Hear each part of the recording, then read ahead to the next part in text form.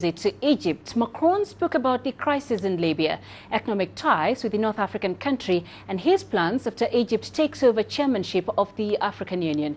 His visit has received talk about France's interests in the continent. CGTN's Adel Mahroui reports. Emmanuel Macron came to Egypt declaring that Cairo is an old friend, which Paris is keen on its development. He signed $1.8 billion worth of economic partnerships with President El-Sisi. They discussed in depth the situation in Libya and possibility of cooperation in counter-terrorism efforts. Egypt and France have suffered greatly from terrorism from these extreme groups. Many of the deadliest terrorist attacks happened in these two countries. France takes the terrorist file as a cover to have legitimate existence inside the continent. It always has interests in Africa to achieve economic benefits. Accusations of what has become known as France's neo-colonialism are not baseless. Macron has stretched the arm of cooperation to Egypt, Nigeria, and has become the first French president to visit Ghana. All are mainly Anglophone states. With his calls for spreading the French language in Africa, experts consider him moving to expand Paris's influence beyond the French-speaking African countries.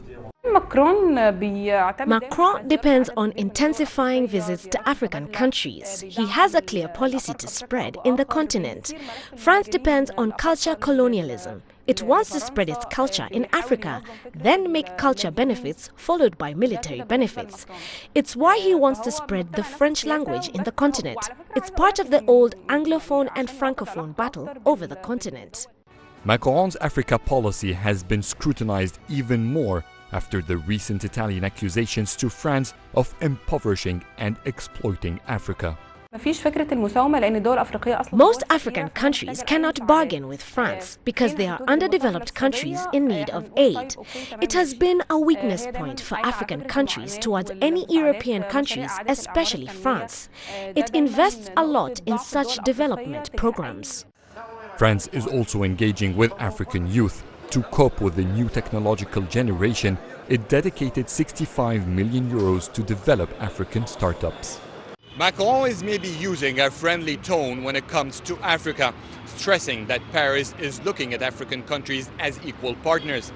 Yet with his continuous emphasis on internal files like human rights, drugs and arms trafficking, he is in a way portraying that African countries cannot resolve their